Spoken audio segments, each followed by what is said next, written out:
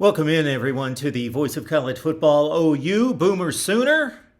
And the Sooners with a Big 12 win on Saturday, their second consecutive conference win. Yeah, and that doesn't sound like a big deal when you're an Oklahoma fan and you're used to winning all the time and winning Big 12 championships. But in this season, we know how bad it was just a few weeks ago with three consecutive bad losses. And Oklahoma wins to go to 5-3 overall, 2-3 in the conference, defeating Iowa State 27-13. Please subscribe to our channel, hit the like button. It helps the YouTube algorithm and it helps us build the channel. All right, just some of my impressions of the game as I ran through it tonight. Woody Washington, of course, with a tremendous interception early in the game, kind of set the tone on defense. The defense looked really good. Let's also temper that against the opponent, Iowa State. And Matt Campbell losing so much offense from last year's team. Breece Hall, Charlie Kohler, the offensive line, Brock Purdy, obviously taking a different approach this year, which means that the offensive production for Iowa State has been way down this season. 85th in total offense this year for the Cyclones now. 99th in the nation in yards per play. Number 116 in yards per carry. So the Oklahoma rush defense did a nice job, especially in short yardage situations in this game against Iowa State. But consider the Cyclones are struggling on that side of the football. Iowa State, of course, they were driving, had a couple first downs. They were at midfield in the first half, had a 3rd and 1 bad snap way over Hunter Decker's head that killed a drive. So Oklahoma got bailed out on a 3rd and 1 at midfield, and so the defense got the stop gift there by Iowa State. Also, where was the pass rush in this game? So I will say that I didn't watch every play of the game. I watched the extended highlights. So you get to see about 70% of the game and all the key plays, all the conversions and so forth. So I didn't watch every drop back for Hunter Deckers, but I did believe that the pass rush was kind of spotty, that he typically had time to throw in this one. The defense did lose Jalen Knoll out of the backfield on a key 4th and 12 in the red zone, in which Iowa State scored that touchdown to make it a game in the 4th quarter. Then Iowa State, this was a key sequence right here. So Iowa State's losing 20-6. On 4th and 12, Oklahoma could have iced the game mid-4th quarter. Jalen Knoll slips out of the backfield. Nobody picks him up. 4th and 12, gets a touchdown. Iowa State gets within 7. And then they get a quick 3 and out in which they got a sack on Dillon Gabriel deep in Oklahoma territory. The Sooners punted out to midfield. So here's Iowa State trying to make a comeback mid-4th quarter, only down 7, midfield. And then again, the Oklahoma defense stepped up against Iowa State, but also got a bit bailed out. So they took advantage of some poor play by Iowa State and Hunter Deckers here.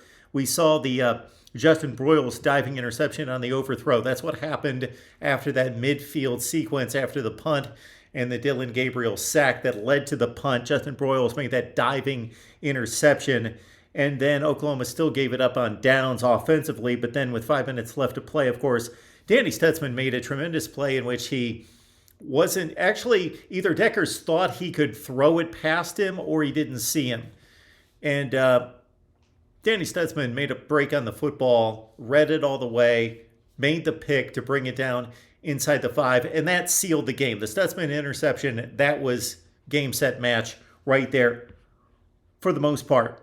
But Iowa State drove right down the field, down 2 scores, and the final play that really mattered, there was about 50 seconds left in the game, 4th and 1, and Iowa State went to its go-to guy, Xavier Hutchinson. Oklahoma fans, you know him well. You've seen him year after year after year after year, and he has hurt the Sooners in the past. And actually, although it was decent coverage by Woody Washington, the ball wasn't thrown in a place where Hutchinson could get to it. He had enough separation on the fade that if had the ball been thrown to his back shoulder and not thrown flat line, that might have been a touchdown where Iowa State would have had the opportunity for an onside kick down 7 to get back in the ball game and make it a go. All right, Billy Bowman was back, but probably only at about 70%. That's also worth noting on the defensive side as we look at that first and foremost for the Sooners and giving up just the 13 points. All right, before we transition to the offensive breakdown, got to stop at special teams, of course.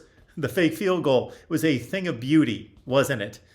And is that a touchdown pass? I'll have to go to the box score and see if that technically, for the holder there, counts as a touchdown pass. But a thing of beauty and, of course, key in a pretty close ball game. All right, on the offensive side, the run-pass ratio was 47-27, so about 65% runs in this game. The Sooners did convert 8 of 19 on 3rd and 4th down. That's a decent percentage, a little over 40%. Dylan Gabriel, typical day for him, 15 of 26. He misses throws. That's all there is to it. He doesn't miss that many. He's a good quarterback. Mobile, of course. Not dynamic, but mobile. 15 of 26. Suffered a few drops. And then also, there was one play in particular in which he made it around the end. He really read the play flow to the right, and he saw the huge gap, and he pulled the ball, and he ran for a key first down conversion there. Threw a lot of swing passes. Some of those went to Eric Gray. Eric Gray, tremendous back. Power and quickness in the open field. Makes guys miss, but also runs with toughness. And one time he fumbled because he was running with so much toughness, he didn't know when to shut it down and kept pushing and pushing and striving for more yardage, and he fumbled on one particular play. But good day for Eric Gray. 20 carries for 101 on the ground and 3 catches out of the backfield for 14 yards. 2 catches for 14 yards. Big disappointment on this side of the football. Marvin Mims dropped a couple of touchdown passes that would have been walk-in TDs.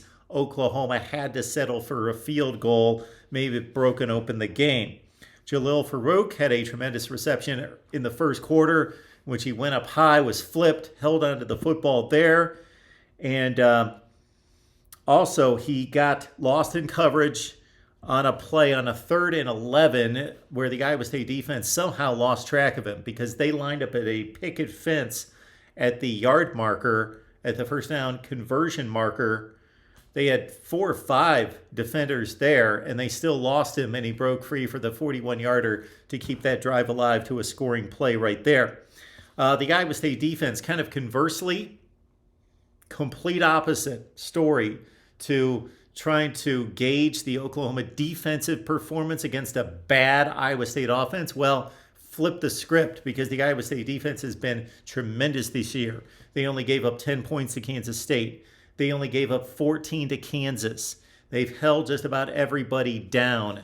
They are 11th in the nation in total defense, number 18 in yards per play, 26th against the run.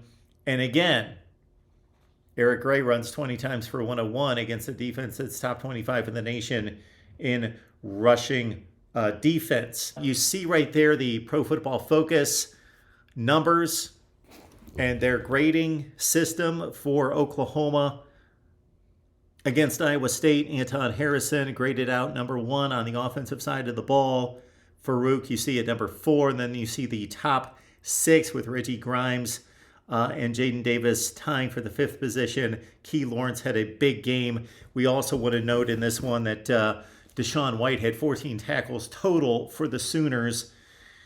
And the defense had 8 tackles for loss in this game as well. But Jaron Kanik, where is he? We want to know the deal on him. Why is he not on the field? Oklahoma defeats Iowa State. Now next up in Norman, the boys come back home to take on Baylor.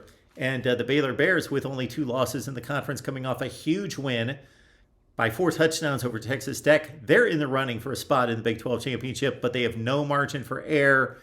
Big game for the Sooners to knock down one of the top teams in the Big 12 coming up on Saturday. Your thoughts down below. Keep in mind that we go live with you for Oklahoma Sooners Live every Wednesday. That's at 12:30 Eastern, 11:30 a.m. where it counts there in the Midwest. Right here at the voice of college football, Boomer.